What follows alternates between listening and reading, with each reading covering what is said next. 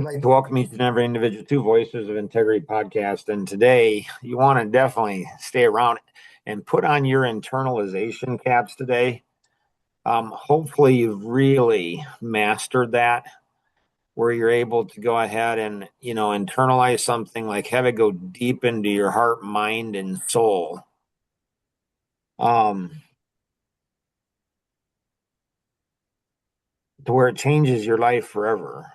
Like, it'd be a great exercise to go back in time and write down like everything that's life changing for you. Like, this situation changed my life forever. How I thought. This situation changed my life forever. This situation changed my life forever. This situation changed my life forever. So I am very intentional about hanging out. When I shared this probably before, when I turned 40, I thought, man, like, I wish I knew at 20 what I know at 40. And I'm like, man, that'd been so cool. And I'm like, ooh, I bet you when I go and turn 60, I'm going to wish that I knew at 40 what I know at 60. So how do I accelerate that? And so I thought about that. I'm like, how do you accelerate that kind of stuff? And I actually discovered the secret of it. And it's like, Mark, hang out with guys that are in their 60s, men that are in their 60s. And so I intentionally went on a journey and said, I'm going to find men in their 60s. And so that's what caused me to find Tom Coons. I was intentional about saying, I'm going to find somebody that's an international leader of a company. And I did that. And I pursued Tom for a year before I talked to him the first time. It was just an amazing story. But Tom reflects back, and Alvin, like, I met with him with 3 of my grandkids. I'm like, oh my goodness, what a gift. I mean, I'm speechless yesterday. It's just crazy. And so these guys, and I know a number of them that are in their 80s now that I'm 62. And Tom, and they all have something in common.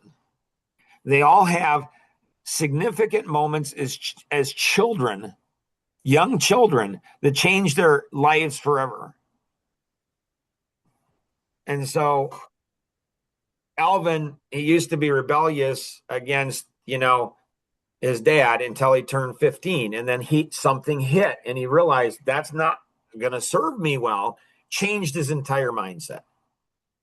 Tom Kuntz, when he worked for the railroad company and they were loading railroad cars, and it was Union, and he loaded them, unloaded them as fast as he could, and the superintendent came up to him and said, Tom, you can't unload him this fast. He's like, well, why not? He's like, you just can't. It's making the rest of us look bad. And so we're going to do a special session on, the cluster principle and the roller coaster principle. And so there's over 500 natural laws in the DNA for life.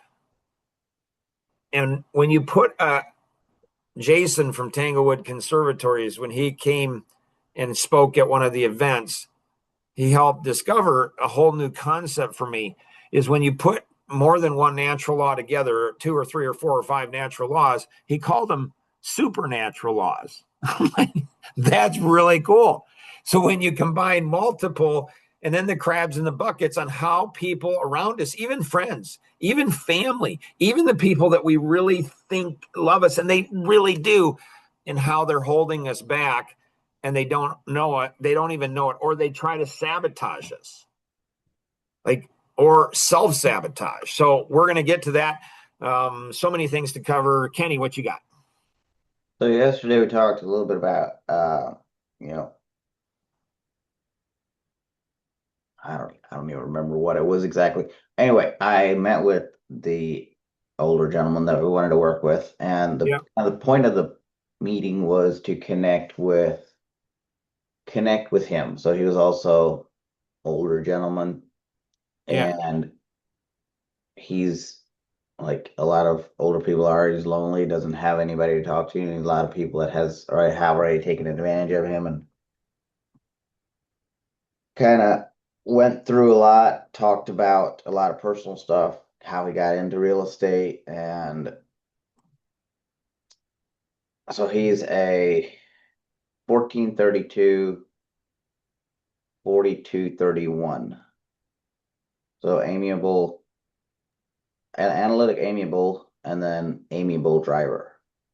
What was the last 1432? And then what was the other one? 4231. Okay, go ahead. So,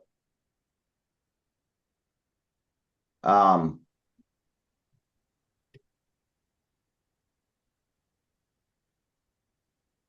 my concern with working with him is still the same. Yeah, Where he's gonna be there. He said he likes to see things fixed up. Um, and he wants to do on this specific job, he wants to do a lot of things themselves. So he's kind of got his own crew, but his own crew is right. doesn't get paid much and they take forever to do things. And I told him, that's my only concern with having him or his crew do things on the job is we're going to be waiting on them Nice. for our scheduling. Yeah. Um, he doesn't have, I mean, he's kind of got this strange decision making on what's reasonable and what's not as far as price wise. So if we have a duplex unit, 20 grand, he says it's outrageous for the plumbing. And he's a plumber, or he used to be licensed as a plumber. I don't know if he still is or not. Um, but he thinks that's outrageous. So what if he do his own plumbing? Well, I can't. I'm not going to tell. Like I didn't tell him this, but you can't do plumbing, sir. You can't do it. You're too old. You simply can't do it. So yeah, I don't know where it goes from there. I'm going to revise the estimate for him and get him over to. He did share some important feedback on the estimate where he didn't like the organization of it because Okay. we usually do a list of materials. So we have the flooring, Yeah. plastering, kitchen, list of materials, and then what's included, like a major category and then the minor categories underneath it. But then we have labor as a separate line item, and then labor to install, and then it looks like everything's listed twice. Okay. Gotcha. So I want to revise the estimate so it's one line item, and that line item includes the materials and the installation. Nice. So, like he's a like I wish when I was 20, somebody would have said to me, Mark, when you hit 40, you're gonna wish you knew what you were 20 when you were 20. Because that's not that hard of a concept. It's like, I mean, just all you need is a little tiny itty bitty hit a melody and say, yeah, and I'm pretty confident to pick that up. And it's like, okay, how do I do it? It's like me with guys in their 40s. And so he's a gift. But it's interesting because I play pickleball and they're my age and older. So they're 60, 70, some are in their 80s. And I was just talking to a couple and they own a bunch of real estate and stuff. And how it was interesting because they said, yeah, this guy came out and he did some work, I don't know, something, and he didn't have all the materials. And so he went to the store to get materials and he should have had it on his truck. So I don't know if it was plumbing or electric or something, but he should have had it on his truck. He said, yeah, turned out being an $800 bill. It's crazy. It's absolutely crazy. And he billed us for the time him going to pick up materials at the store. And so, um, and they were really ticked. I mean, they were really ticked. And so I think, even often people that have a lot of money, it's the principle of the thing. It's like, if I can't trust you to be honest and fair in this area, then how can I trust you to be honest and fair in the other?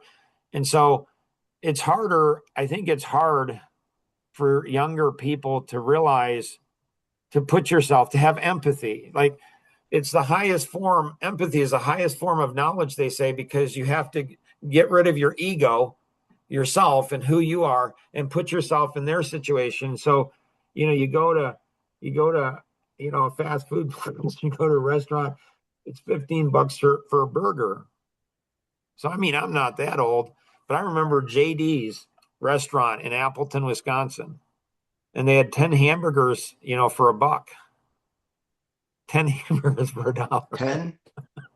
Like, so, like, so when you have those experiences, you're like, this is outrageous. I mean, this is outrageous. And, a number of them in their own businesses, they will go ahead and practice that same thing. It's outrageous how much my industry pays, charges customers. So I think that, yeah, I think you're on to something. And so how do you build relationship? How do you build trust? And how do you go ahead and do that? It's not a black and white situation. You might take one job and say, well, we'll take it at this, at your price. But what I ask you is, if you see the quality or the speed or the work, our work, and you can see where it's worth twice as much, then give us this. And I'll tell you, we're willing to do that once. Like, what Synergy called it is performance selling. And, another story, another time, you guys could bring that up. And it was amazing on when you do performance selling and what can happen. I mean, some really cool things. And so that's awesome. That gives way more insight. He's more amiable than he is analytic, but he is strong analytic. And he's got a little speckle of driver in there too, which is what you're seeing. So he's going to shift back and forth in all kinds of things. And so how do you go ahead and respect?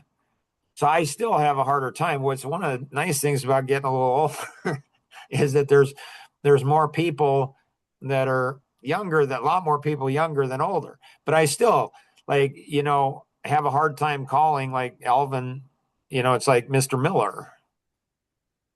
Like, it's like he's respect him. And so I think in this generation, they often don't teach respect of elders, but that doesn't mean, like, I've seen a lot of white males over 50 take advantage of a lot of young males, man. And it's just crazy to me. And I see the arrogance of the white male over 50, how smart they think they are. But then I also see, how the younger ones, it's like they don't have any loyalty. And like Elaine said, when they see success, they're like, well, I'm the one that created it. They don't even. And so, as a white male over 50, you're like, I've invested my whole life. I don't even have to work. And here I'm helping other people and I don't need credit. I want them. Like, I have a heart of a dad. I have a heart of a grandfather. Like, I want my kids to be successful, and I want them to feel that they're successful without me. That's my heart. My heart is not to get the credit. I don't need the credit. Been there, done that, don't need it. But then you just see where you invest so much into people, and it's like they don't even care. They don't remember where they were. On Father's Day, this last Sunday, I read something in the Wall Street Journal where they say fathers, they want appreciation, but they won't ask for it because they don't think it's manly. And I agree with that. Like, I don't need somebody telling me how amazing of a father I am. I just need to be an amazing father. I don't need my wife to say you're an amazing husband. I don't need people to use words. I need to be that person. I need to be that leader. I don't need somebody saying, "Oh, Mark, you're an amazing leader." I need to be that leader. That's what I need to be. So that's awesome, Kenny. Luke, what you got? So yesterday or the other day, when I mentioned something about caring more than the client. So I talked with that specific client yesterday, and it turns out it was a communication issue, she never received my message, and she was really excited that we're going to be doing the work in the timeline that we are. So isn't that just cool? Mm-hmm. I mean, how many times do we have arguments? Do we have friendships that are destroyed because of a miscommunication?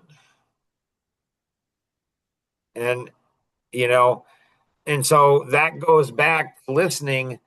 And so how do you go ahead? How do you go ahead and do that? So that's awesome. Anything else, Luke, you got? Nope. Kevin, anything you got? No. All right. So this is what I ran into in my sleep last night. So the roller coaster principle, I discovered this. So imagine being a 23-year-old guy, married, wife is, 6 months pregnant now,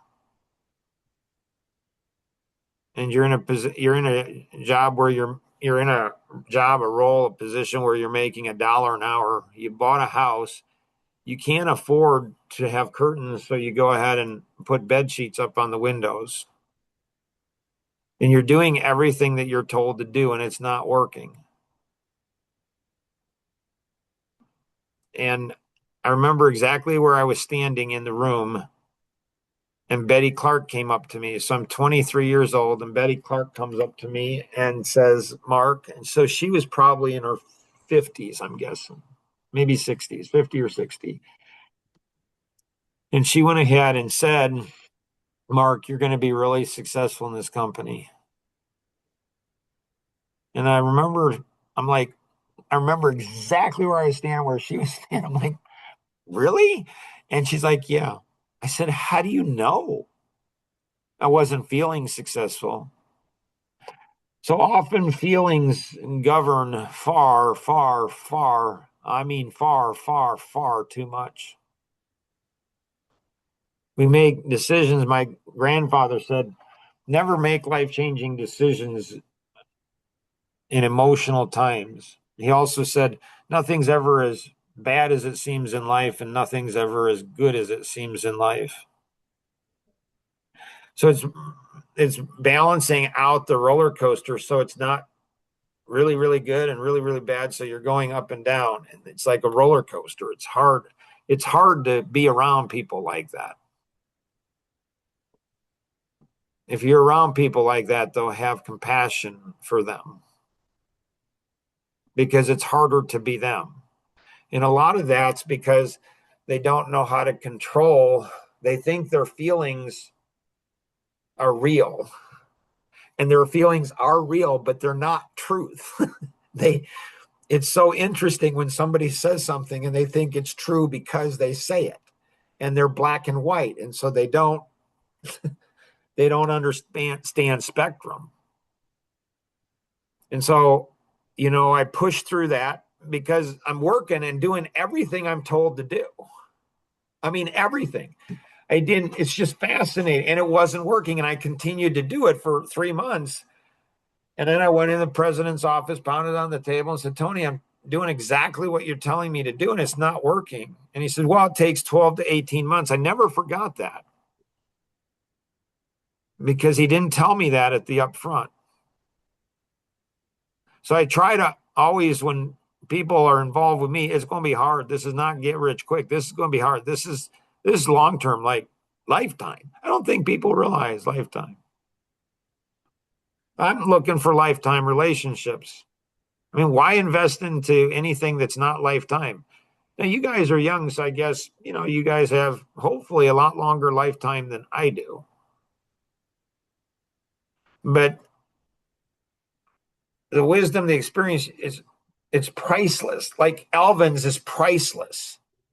I mean, why is he there every Thursday? And why does he speak truth into my grandchildren's life? I mean, it's just amazing, because what he's giving me is a gift of pricelessness. I mean, it's priceless what he's giving me. I couldn't pay him for it. And that's what I try to do for people around me. And so then I get in and I figure it out. And, the president says, well, I said, well, I don't have, 12 to 18 months. I got to do it now. because the pressure, it's like, it's fascinating to me on how I can share stories and people don't seem curious. Like, what's it like, Mark, to have a wife who's 6 months pregnant and you're making $1 an hour? Like, what kind of pressure is that? I'd laugh. I'd say it's not as much pressure as having 3 kids and walking away from where you're making 460 on track to make $460,000 in a year, and you start a company and you don't even have a product. Oh, that's nothing compared to that. Like, that's much harder. It's like, I don't know why people, like, I'm so curious about Alvin. Like, I'm a little 3-year-old boy. Like, I'm one of my grandkids, Mr. Miller, like, what about this? And what about this? And so how do you teach people curiosity to say, what was it like? And so then he says, well, what do you think you ought to do? And I said, well, I think I ought to do this, this, and this. He said, well, go do it. I did. And then all of a sudden everything changed. I took what was working in the system. The concept was a phenomenal concept, amazing concept, but they didn't have the tools, the execution. They didn't take it to the degree that they needed it to be, but the concept. So I didn't throw the baby out with the bathwater. And I'm like, okay, what they did here was great, but I need to do this and this because I've got to survive. And I've got to survive. I can't take 12 to 18 months. I can't do it. I can't survive. So then I started seeing success. A lot of success, crazy, crazy success, but continued to maintain humility through it. And it's like, okay, you obviously don't know everything, Mark. I think that's harder for people than what I realized.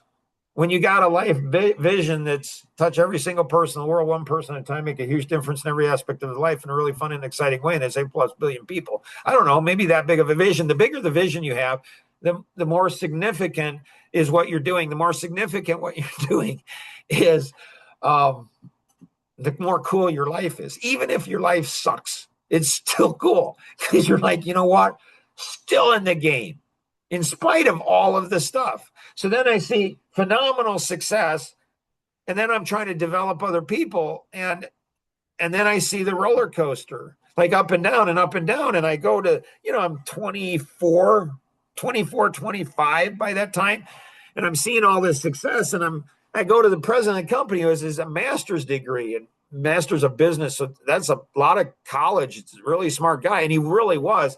And he was in the Marines and worked for Caterpillar all around the world. The guy was just free. He really was.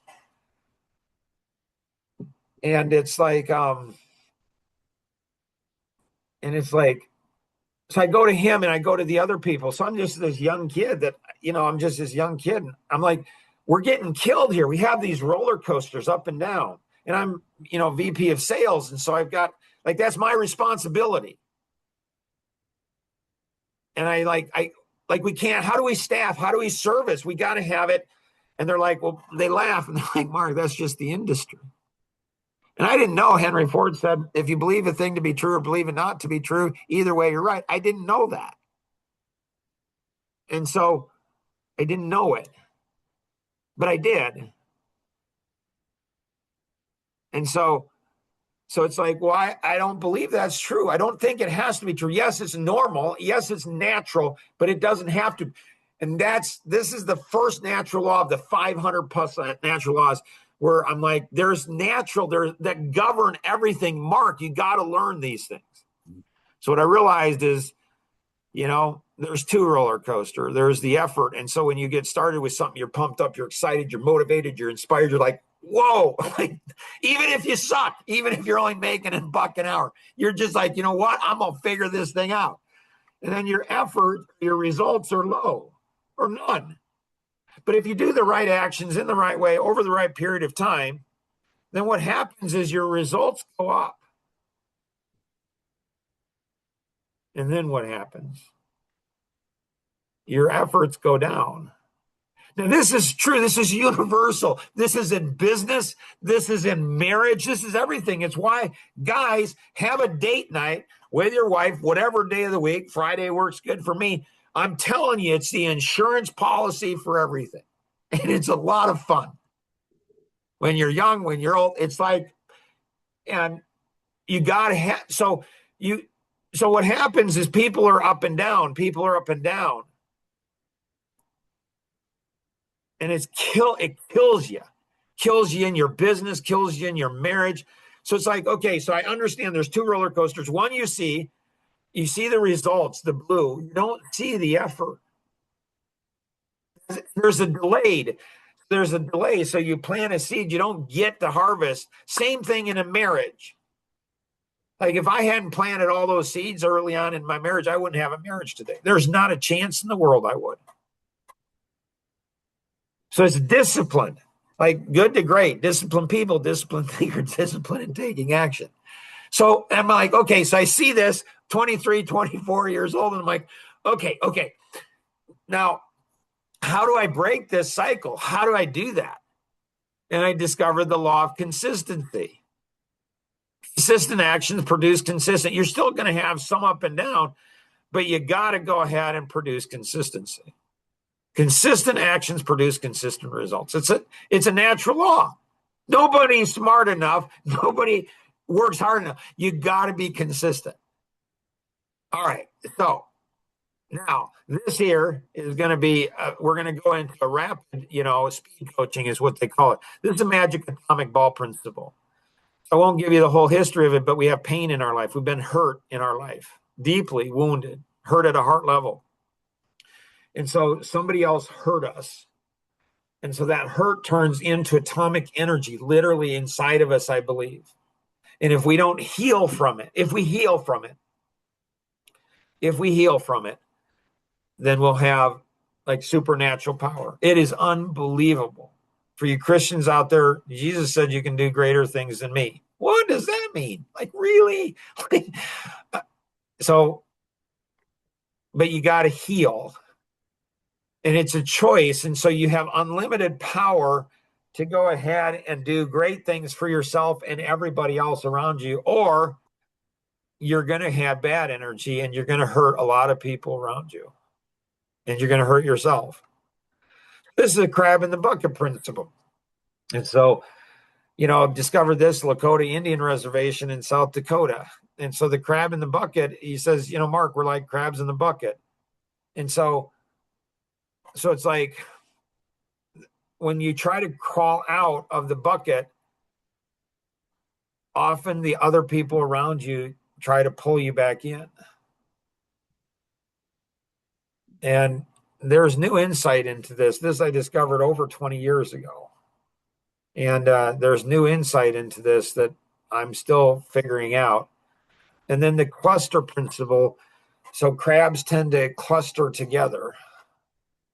So this is, you could learn something from the theory of stupidity by Bonhoeffer, where people tend to cluster. When you're clustered together with other people, there's a higher chance HUA is going to happen, which then all of a sudden you turn into a POS. And once you're a POS, then all of a sudden you want to be around a bunch of other POSs and become an FOS. And it's pretty crazy. So why do the crabs who are in the bucket try to prevent other crabs from crawling out? And if you're a hard worker, people won't want you to work so hard. If you're in sales, people often don't want you to go ahead and sell more than they do. So it hit me, and it hasn't hit me in over 30 years. I've never realized this. Like, I went ahead and advanced and became a regional manager faster than anybody in the company ever had. Then I became a marketing manager. And then I became vice president of sales. And people didn't resent me, the people that had been there at the company longer. And in my sleep last night, it dawned on me why. Because the ego wasn't there. I wasn't competing against them. I was bringing them value. So in the training, in this quantum sales training, and in that, what you're learning the first foundational thing you learn is you can make so much money in sales, especially if you learn how to develop other people. But to do that, you have to care. And so, is there a reason why some crabs should not be out of the bucket, but should stay in the bucket? Like, these are interesting questions. And or what do we need to do best to prepare to live outside the bucket? Ooh. And then the life balance wheel and Maslow's hierarchy of needs. So you go from physical safety or physical health, food, and sleep to safety, shelter, removed from danger, then belonging, love, attention, belonging, part of a group, then esteem, self-esteem, and esteem from others, and then self-actualization is like what you've been put on this planet to do. And then rings of influence, where we tend to think that we're the most important person. It's just human nature. And Tom discovered the most important in business, the most important person is, the customer always. You lose focus of the customer and you think you're more important, you're gone, you're done. In life, the most important is that precious, Edward, my precious little grandson, or Janaea, my precious new little granddaughter. Like and so it's like that next generation, how do you pour into them and give them the confidence and the tools that they need to succeed? That's more important than my life any day of the week or anything that I have. So how do you have the heart of a father? How do you have a heart of a grandfather? I don't know, but boy, if you can get it, it's really, really cool. So hopefully, like we went over like so many supernatural laws, and there's so much more that I wanted to share. Maybe we'll go ahead and do that in the next, podcast for young men. That's a great podcast too. Always remember, we can accomplish so much more together than we ever could on our own. Have an amazing day. Bye-bye.